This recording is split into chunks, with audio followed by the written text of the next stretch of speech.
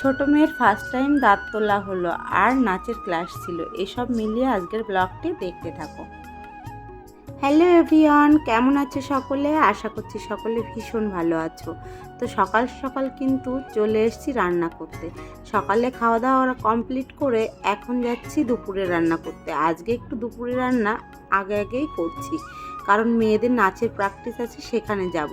তো আমি কিন্তু চাল ধোয়া জলটা গাছে দিয়ে দিই, আর গাছে দিলে কিন্তু সারের কাজ করি। আমি কিন্তু এমনিতে সারের ব্যবহার করি না, এই চাল ধোয়া জল, সবজির খোসা এসব দিয়েই কিন্তু সার বানিয়ে ব্যবহার করি। তো আমার রান্না কমপ্লিট হয়ে গেছে। এখানে কচু শাক করেছি, কুশি আলু দিয়ে তরকারি করেছি, আর এদিকে আলু দিয়ে মাছের ঝোল করেছি। এই দিয়েই আমাদের দুপুরে কমপ্লিট হয়ে যাবে খাওয়া দাওয়া। তো তারপর কিন্তু এত গরম পড়েছিল, একটু ফ্রেশ হয়ে রেডি হয়ে নিলাম, আর রেডি হয়ে বেরিয়ে পড়বো মেয়ের নাচের ক্লাসে। তার এদিকে মেয়েরাও কিন্তু রেডি হয়ে নিয়েছে, ওদেরও একটু রেডি করিয়ে ফ্রেশ করে দিয়েছি। আর এত পরিমাণে গরম পড়েছিল, বাড়ি থেকে বেরোতেই ইচ্ছা করছিল না, কিন্তু যেতেই হবে। দুদিন পরে একটা অনুষ্ঠান আছে, অনুষ্ঠানে প্র্যাকটিস করতেই হবে। আজ স্যার আসবে না, আমাদের মায়েদের মিলিয়ে সবাইকে নিয়ে প্র্যাকটিসটা করিয়ে দিতে হবে। আর দেখো বন্ধুরা, আমাদের এখানকার পরিবেশটা কত সুন্দর, কি দারুণ তাই না? শুধু সবুজ আর সবুজ, এই সবুজে ঘেরা পরিবেশ দেখতে কিন্তু বেশ লাগে। তারপর কিন্তু শুরু হয়ে গেছে নাচের প্র্যাকটিস। আর যেহেতু স্যার আসেনি, সেজন্য বড় দিদিরা বোনদের করিয়ে দিচ্ছে। আজকে কিন্তু দারুণ মজা হয়েছে, সব বাচ্চাদের নিয়ে ভীষণ মজা পাচ্ছিল। আর আমার ছোট মেয়ে তো শুয়েই পড়েছিল, আর এই যে এখানে গিয়ে ওর প্রিয় বান্ধবী ওকে টানাটানি করছে। এভাবেই কিন্তু ওরা মজা করছিল। আর এদিকে আমরা মায়েরাও কিন্তু খুব মজা করছিলাম। আজকে একদম বাধা নিষেধ ছাড়া, স্যার যেহেতু আসেনি, সবাই দারুণ মজা করছিলাম। মজা করতে করতে ক্লাসটা কমপ্লিট করে নিলাম।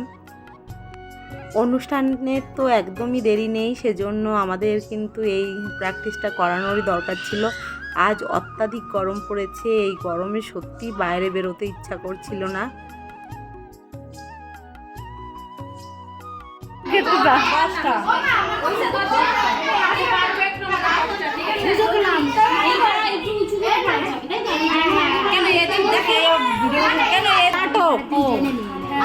একবারে সাজাবা তো, তোমার যে যাই হোক। হ্যাঁ, গান করবে, কবিতা। এই তোমার থাক, অসুবিধা হবে না।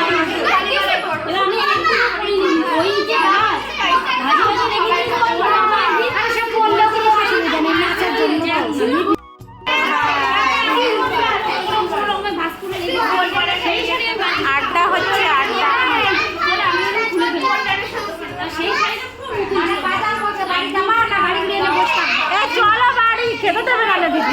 বরের মার্কেট শেষে বাজারে ওয়েট করছিল আমাদের জন্য। তারপর চলে আসলাম ডাক্তারের কাছে। তো ছোট মেয়ের দুটো দাঁত নড়েছে, এই তো 5 বছর, সেজন্য দাঁতটা ভাঙতে হবে।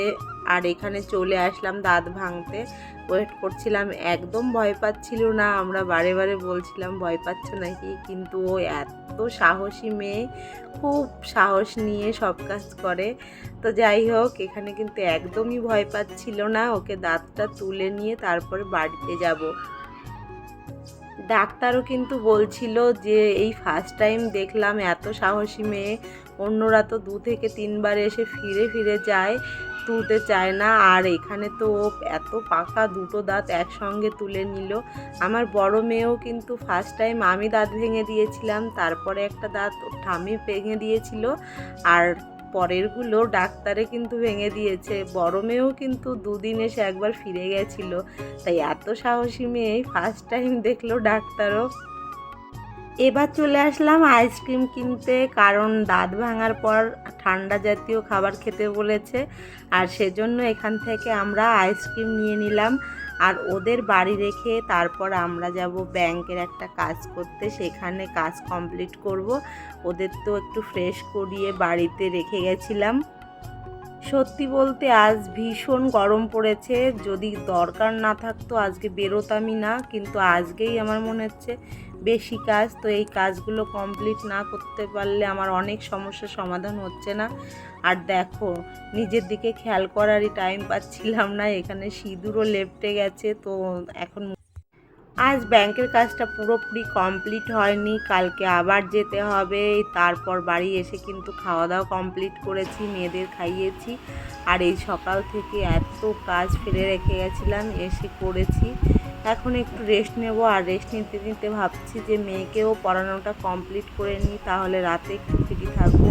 তো রাত্রে ভাবছিলাম অন্য কাজ কমপ্লিট করব, সেজন্য এখন একটু পড়িয়ে নিচ্ছি। আর এত কথা বলে, কথা বলতে বলতে প্রায় 1 থেকে 2 ঘন্টা কেটে যায় পড়া কমপ্লিট হতে। যাই হোক, সেটা তো করতেই হবে বাচ্চাদের নিয়ে।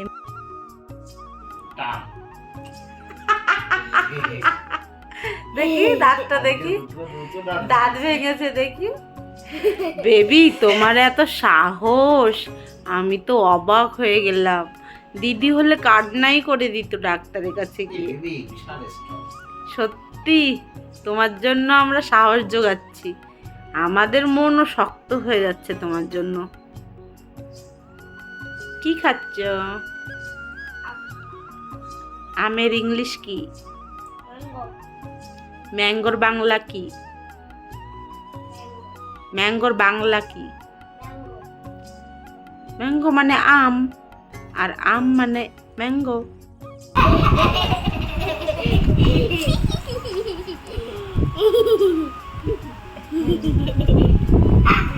এই বোন আজকে দাঁত ভেঙেছে সোনা।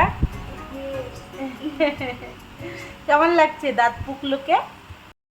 বিকালবেলা মেয়েদের খেলতে দিয়ে তারপর চলে এসেছি ঘরবাড়ি পরিষ্কার করতে। ঘরবাড়ি পরিষ্কার করে স্নান করলাম, এই জামা কাপড়গুলো কেচে মেলে দিলাম, যেহেতু সন্ধ্যা লেগে গেছে সেজন্য টিনের শেডের নিচেই জামা কাপড় মেলে দিলাম, আর তুলতে হবে না। এদিকে গাছেও একটু জল দিয়ে দেব।